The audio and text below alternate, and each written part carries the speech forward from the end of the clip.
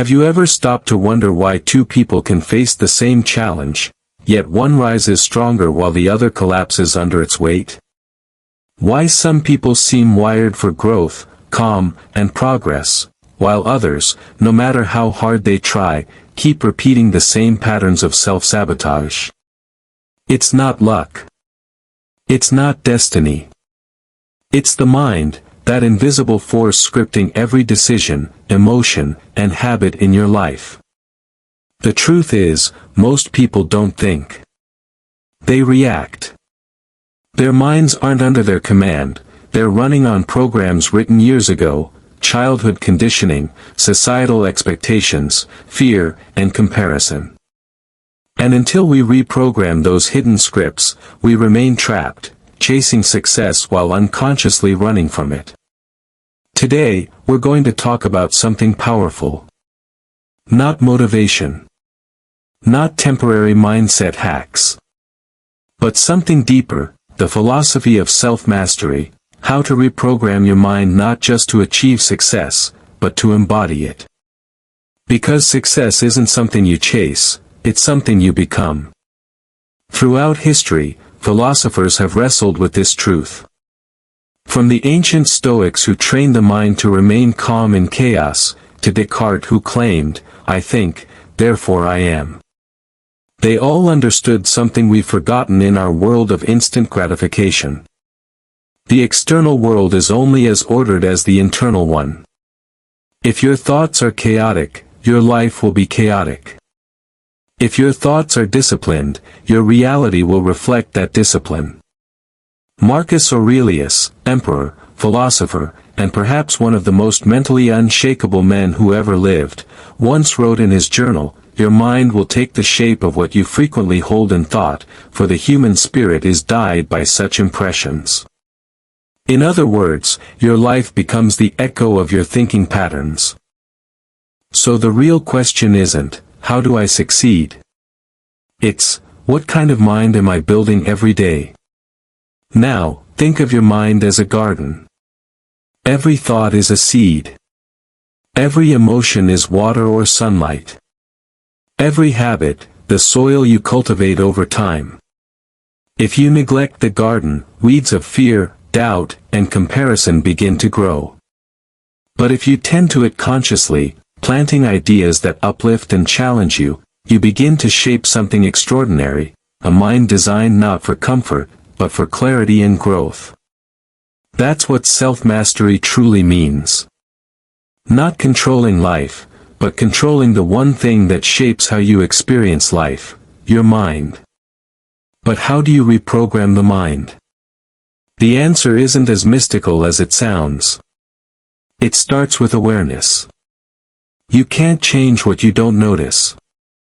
Every automatic reaction, anger, jealousy, procrastination, begins as a thought pattern repeated so many times it becomes instinct. So the first step to mastering your mind is simple: observe it without judgment. Notice your thoughts like you'd watch clouds drift across the sky. Instead of labeling them as good or bad, strong or weak, just observe. The moment you become aware of a thought, it loses power over you. Epictetus, one of the great Stoic teachers, said it beautifully. You cannot control what happens to you, but you can control how you respond to what happens. That's where your freedom begins, in the pause between thought and reaction. Most people try to fix their mindset by forcing positivity.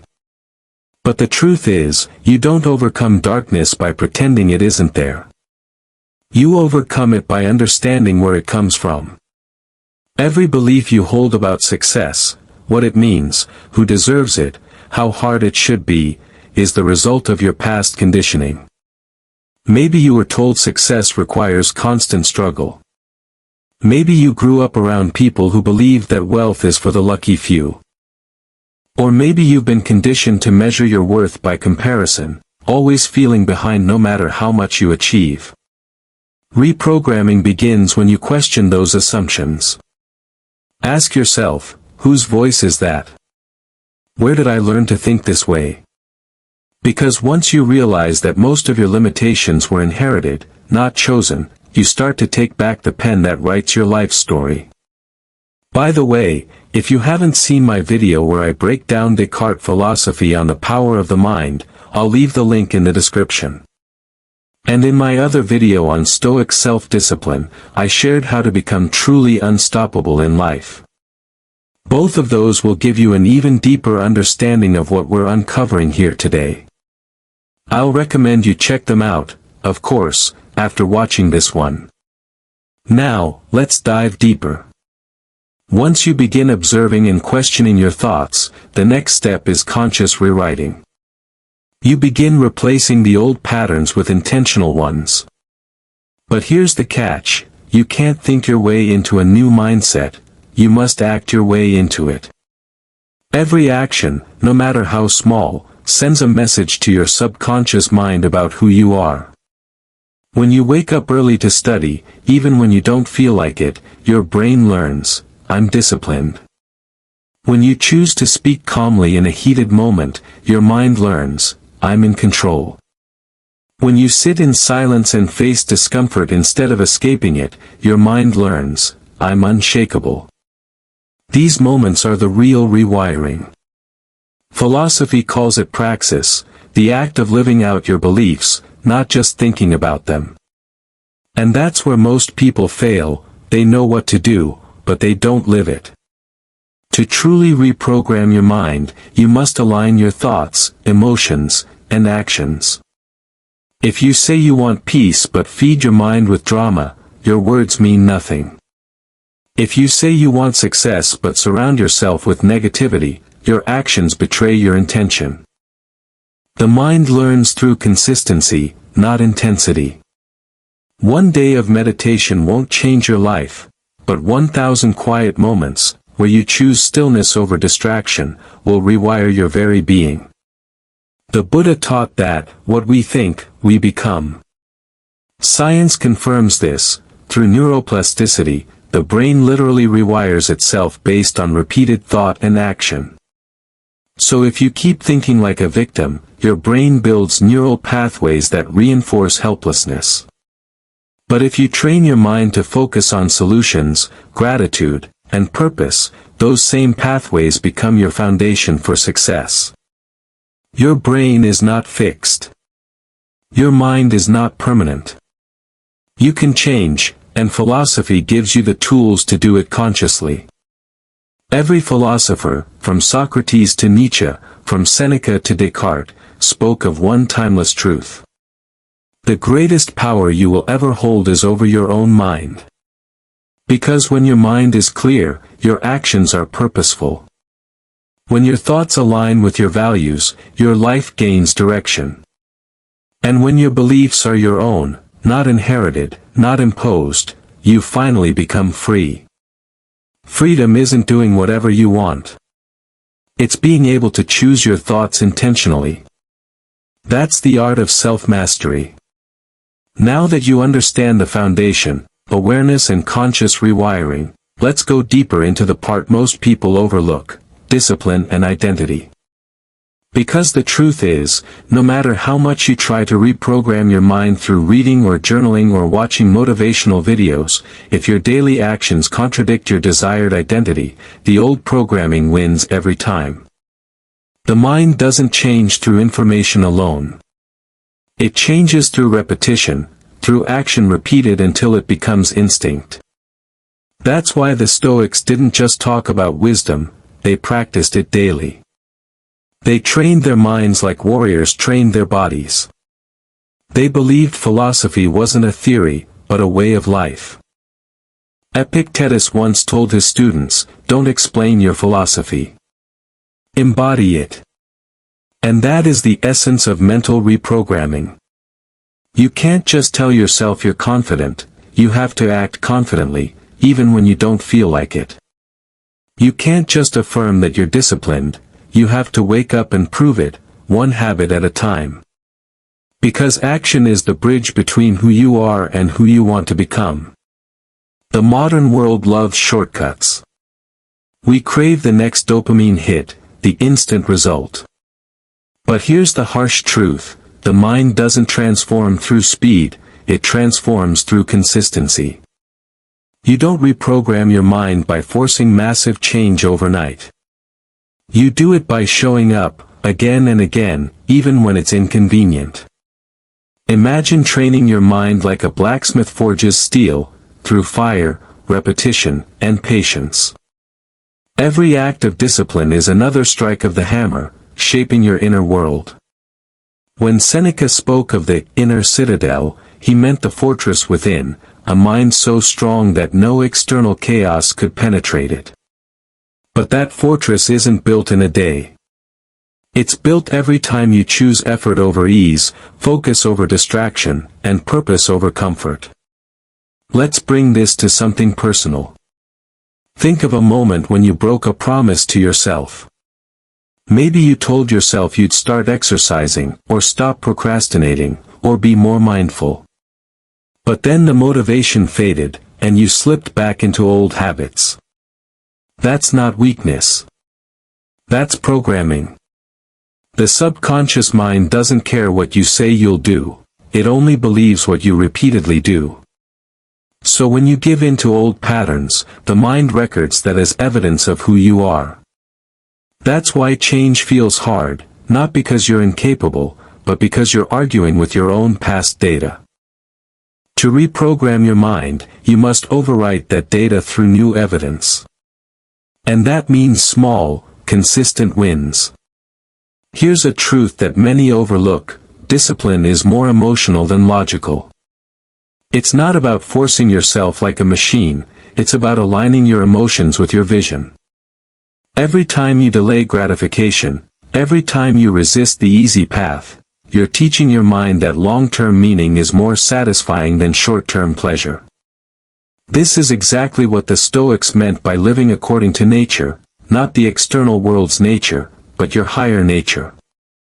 Marcus Aurelius reminded himself daily, you have power over your mind, not outside events. Realize this, and you will find strength. He didn't write that to sound wise, he wrote it to survive. Because every day, as emperor, he faced temptations of ego, luxury, and anger. Yet he trained his mind to stay calm, detached, and rational. That's the essence of mastery, not suppressing emotions, but directing them. Now let's talk about one of the most misunderstood parts of mental reprogramming: self-talk. Most people speak to themselves in ways they'd never speak to a friend. I always fail. I can't change. I'm not good enough. These words are not harmless. They are code, written into your subconscious every time you repeat them. The Stoics warned against this. They believed words carry power, that they can either build or destroy the soul. Modern psychology agrees. Your self-talk creates mental associations that define how your brain perceives you. So start talking to yourself the way a wise teacher would. Not with blind positivity, but with truth and compassion. When you make a mistake, don't say, I'm useless. Say, I fell short today, but I'm learning. That simple shift changes everything. Because your subconscious listens closely. Reprogramming your mind also means reprogramming your environment.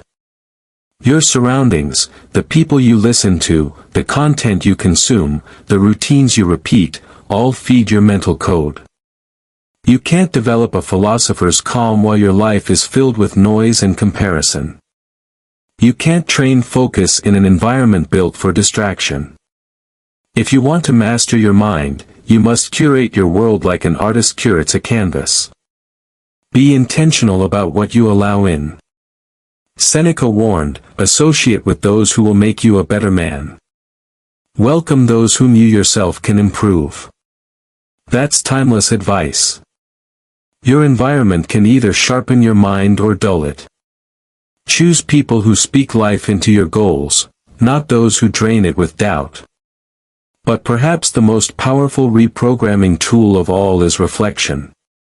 Every night, before you sleep, review your day. Not to judge yourself, but to understand yourself. Ask. What did I do well today? Where did I act against my values? What can I improve tomorrow? Marcus Aurelius wrote every night in his journal, not for others, but for himself. It was his way of aligning mind and action. Because without reflection, the mind drifts. With it, it sharpens. This nightly ritual is your mental reset, a chance to reprogram the next day before it even begins. By now, you may be wondering, what exactly is success in this context? Is it wealth, recognition, freedom, peace? Philosophy teaches us that success is none of those things by themselves, it's the harmony between your thoughts, values, and actions. You could have everything the world calls success and still feel empty if your inner world is misaligned. Or you could live simply and feel deeply fulfilled if your mind and purpose move as one. That's why the greatest achievement in life is self-mastery, because it's the one form of success no one can take from you. Now, let's connect something powerful here. In your earlier journey, you might have watched my video on 10 daily self-improvement habits that will change your life forever. That video gave you practical habits to build consistency and structure. This one goes deeper, it shows you the philosophical root of why those habits matter. By the way, if you have not seen that video, I will put the link down in the description, go ahead and watch it, of course after watching this one. Habits are the visible side of your inner programming. They're not random behaviors, they're expressions of who you believe yourself to be. If you believe you're a procrastinator, you'll act like one. If you believe you're disciplined, you'll behave accordingly. So the key is to shift identity first, then behavior follows naturally. That's what this video, the philosophy of self-mastery, is truly about. Not forcing habits, but becoming the person for whom those habits are natural. Let's simplify it into 3 timeless principles. Awareness shapes perception. What you notice repeatedly becomes your reality. Action rewires identity. What you consistently do becomes who you are. Reflection refines mastery. What you review and correct daily becomes your growth pattern. Master these 3, and you master yourself. But don't misunderstand, self-mastery isn't about being emotionless or perfect. It's about being present. When anger arises, you see it but don't serve it. When fear appears, you acknowledge it but don't obey it. When failure happens, you feel it but don't identify with it. This is the mental strength that philosophers spent lifetimes developing, not through theory, but through daily practice. And remember this. You are not your thoughts. You are the awareness observing them. That's the space where transformation happens. Once you realize that, you stop being a victim of your mind and start becoming its master. Later in this video, we'll explore how this mastery unfolds into action, how to translate your inner transformation into outer success without losing your peace in the process. Because philosophy was never meant to stay in books. It was meant to be lived. Most people wake up every day and immediately return to the same loop of thoughts, emotions, and actions, not because they choose to, but because their minds are already programmed to repeat what's familiar. The mind loves repetition. It craves patterns, comfort, and predictability. But the truth is, comfort is the slowest form of self-destruction. Every time you choose comfort over growth, you reinforce the same neural pathways that keep you stuck where you are. To reprogram your mind, you must first see it for what it is, not you, but a tool that you can shape, sharpen, and control. When you wake up in the morning, the first thoughts that enter your mind are not random. They are echoes of your past conditioning, reflections of what you've fed your mind over the years. If you wake up anxious, doubtful, or distracted, it's because your subconscious has learned that pattern as your default operating system. And here's the paradox: you can't think your way out of the conditioning that thinking created. You have to observe it. You have to rise above it. This is where philosophy becomes your greatest weapon, not just as a collection of ideas, but as a mirror that shows you how to think about your own thinking. Epictetus once said, "You cannot begin to learn what you think you already know." And that's the first wall many people hit when they try to change.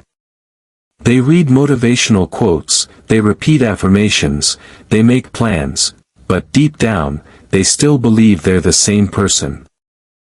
So the subconscious mind, loyal and unchanging, delivers the same results. When you start seeing your thoughts as programs, habits that can be rewritten, you stop reacting, and start engineering your own mind. This is what I meant in our video on the art of becoming unstoppable. If you haven't seen it yet, I'll leave the link in the description.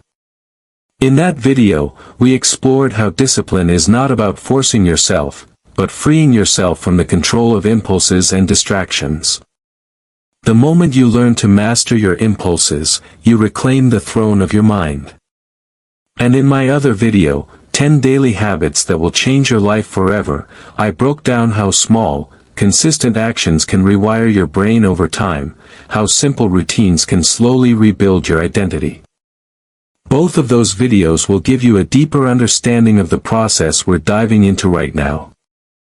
I'll highly recommend you go ahead and watch them, of course, after watching this one. Now, let's go deeper. The mind is like a garden. What you plant grows. What you neglect withers. But here's the hidden truth: weeds grow automatically. You don't have to plant them. The weeds are your fears, your insecurities, your doubts, and your procrastination. They don't need permission to grow, they thrive on your inattention. So, the act of reprogramming your mind begins with awareness, noticing what's already growing there. When you catch yourself thinking, "I can't do this," you must pause and ask, "Who told me that?" When you feel unmotivated, you must ask, "Where did I learn that success has to feel easy?" When you fear failure, ask, "Who convinced me that mistakes mean I'm not good enough?" Most of the time, those voices aren't yours. They belong to parents, teachers, friends, or society. They're echoes of other people's fears living rent-free in your head. Reprogramming begins when you evict them. You replace them with truth, not blind positivity, but self-awareness. The kind that says, "This thought does not serve me anymore." Now, let's talk about the science of it for a moment. Every thought you think creates a neural pathway in your brain. The more you repeat it, the stronger it becomes. When you change what you think and how you respond, your brain physically rewires itself. This process is called neuroplasticity, your mind's ability to reshape itself. That's not spiritual jargon. It's neuroscience. Philosophy simply gives it a soul. Because without direction, the mind's ability to adapt becomes its own trap. You can condition yourself to be confident or to be insecure. You can train yourself to stay calm or to panic. You can teach yourself to see failure as the end or as feedback.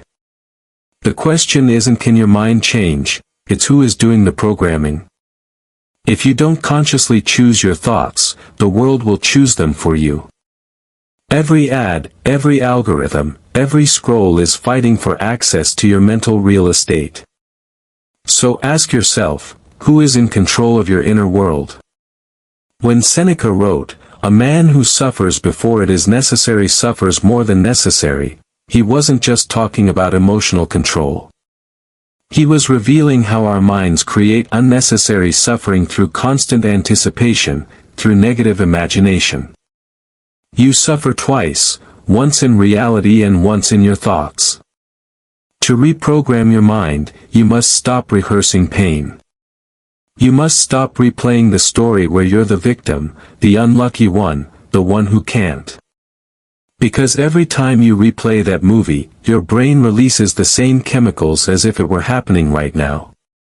You are literally reliving the past. The path to self-mastery begins with interrupting that loop.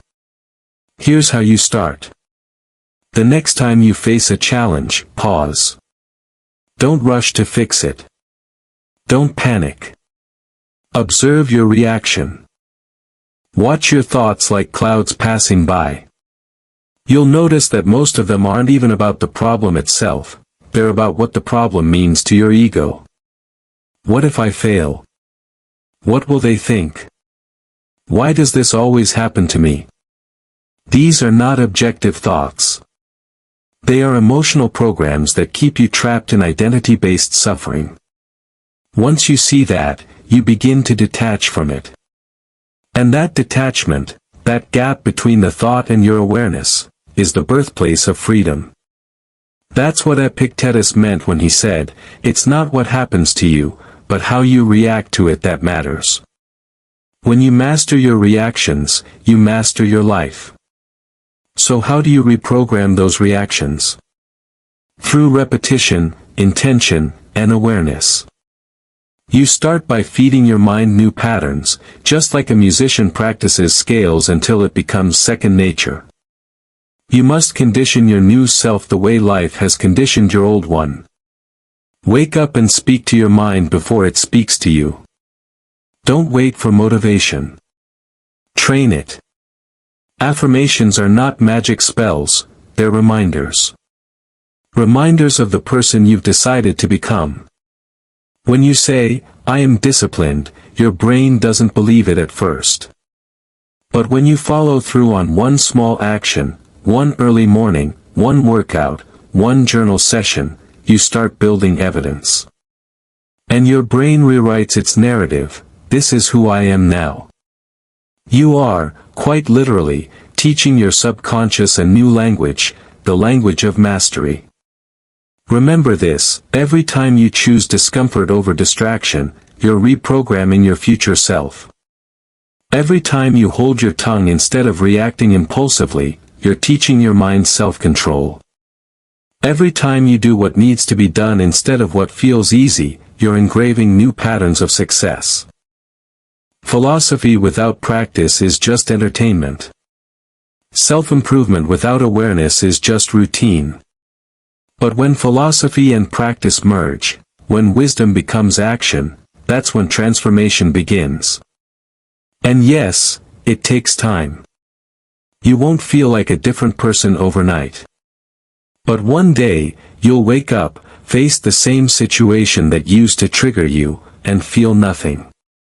No fear. No anxiety. Just calm understanding. That's the day you'll know you've reprogrammed your mind. That's what self-mastery truly is, not the absence of emotion, but the mastery of it. Let me leave you with something profound. Success is not about what you get, but about what you become.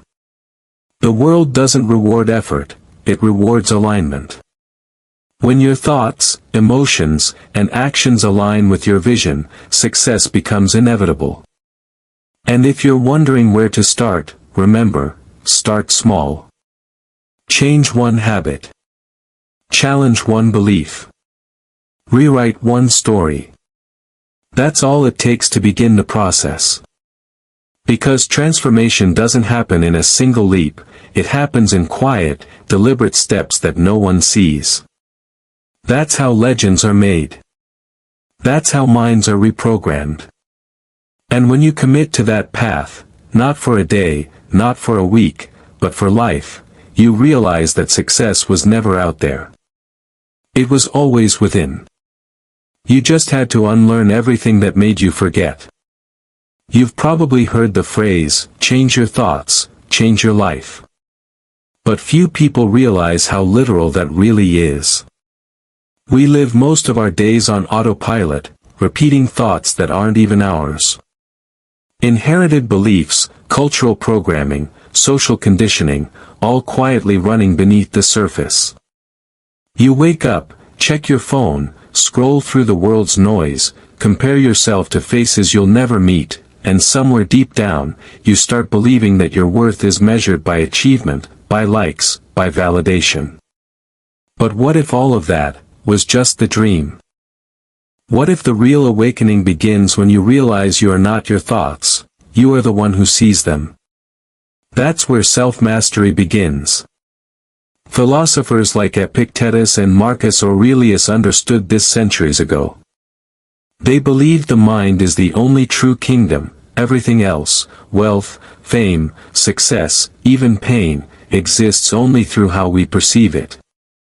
Marcus wrote, "You have power over your mind, not outside events. Realize this, and you will find strength." That realization is the first moment of freedom. Because when you stop trying to control what happens and start controlling how you interpret it, your reality begins to shift. The Stoics weren't trying to suppress emotion, they were teaching emotional intelligence before the term even existed. To train your mind to respond, not react. To pause when chaos comes knocking. To think before you speak, to breathe before you break. That's not weakness. That's power. And that power can be trained. Every thought you choose to believe becomes a signal sent deep into your subconscious, programming it to either work for you or against you. You can train your mind to sabotage you or support you. It's all repetition. And the mind, like any muscle, becomes what it repeatedly does. If you constantly repeat, "I'm not good enough," your mind will find ways to prove it true. But if you repeat, "I am learning, I am growing, I am becoming," your actions start aligning with those beliefs. Your body follows your thoughts, your habits follow your beliefs, and your destiny follows your habits. That's why self-mastery isn't about controlling the world, it's about reprogramming how you meet the world. Buddha once said, "What we think, we become." That wasn't metaphorical, it was neurological truth. Neurons that fire together wire together. Every moment you visualize yourself calm, focused, disciplined, you're carving new neural pathways. You're building a new operating system. And over time, the old one fades. But make no mistake, this isn't easy. The mind resists change like a body resists pain.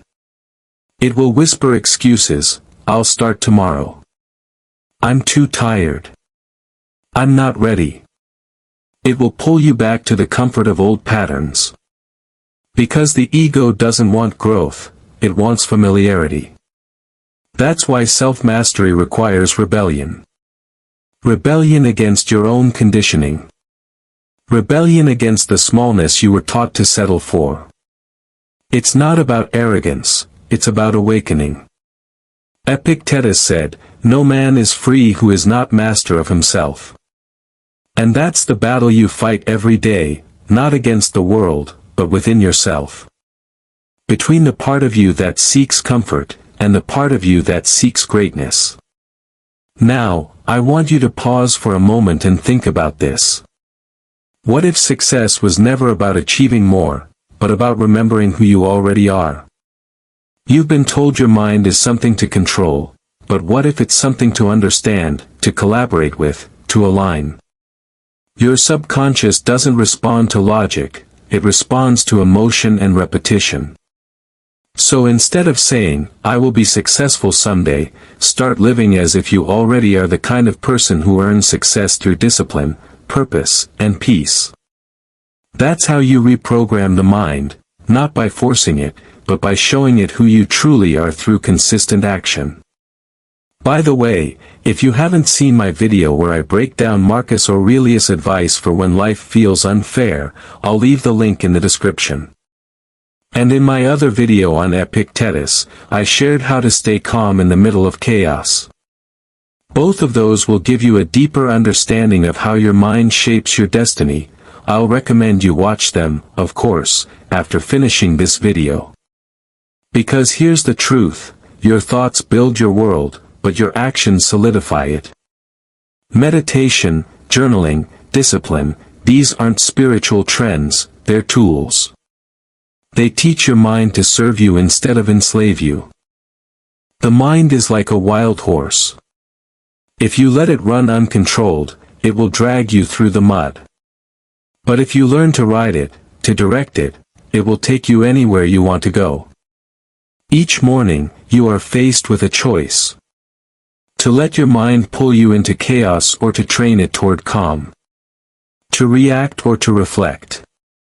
To drift through the day or to live deliberately. That choice, that small, invisible decision, determines the course of your life. Philosophy isn't abstract. It's not something that lives in dusty books or ancient temples. It's alive every moment you decide to act with awareness. Every time you catch yourself before spiraling into anger. Every time you say no to instant pleasure for long-term purpose. That is the art of living. Seneca said, "We suffer more in imagination than in reality." And that's the core of mental reprogramming, realizing that most of your fears, doubts, and limits exist only in your mind. They are stories you've told yourself so often that you started believing them. But stories can be rewritten. You are not the product of your past, you are the author of your present. And once you realize that, you'll understand that success isn't an event, it's a frequency, one you can tune into through consistency and awareness. Every act of mindfulness, every habit of discipline, every quiet victory adds another layer to the new you. And eventually, without even noticing, you'll wake up one day and realize you've become someone different. Someone calmer, sharper, unshakable. That's the silent reward of reprogramming your mind, not loud success, but quiet mastery. Success is not the absence of struggle, it's the transformation of struggle into strength. It's walking through chaos and remaining centered. It's hearing doubt and still taking the step forward. It's being tempted to quit and choosing persistence instead. Because real mastery is not about controlling life, it's about moving with it. Like a philosopher warrior who doesn't resist the storm but learns to dance in the rain. So from this day forward, remind yourself daily. You are not your thoughts. You are the awareness behind them. You are not your failures. You are the wisdom that rises from them. And you are not bound by who you've been, you are becoming who you decide to be. Thank you for watching this video. If this message resonated with you, like, share, and comment your thoughts. It helps more thinkers like you find this path. And if it's your first time here, subscribe to The Thinking Path for weekly videos on timeless philosophy and modern self-mastery. I've left a free gift for you in the description, something to help you start reprogramming your mind today. Go check it out after subscribing. And if you want to dive deeper, I'll leave 2 powerful videos on the screen, one on Epictetus' Stoic calm, and another on Marcus Aurelius' advice for life's unfair moments. I'll highly recommend you watch them next. Let's keep walking this path together.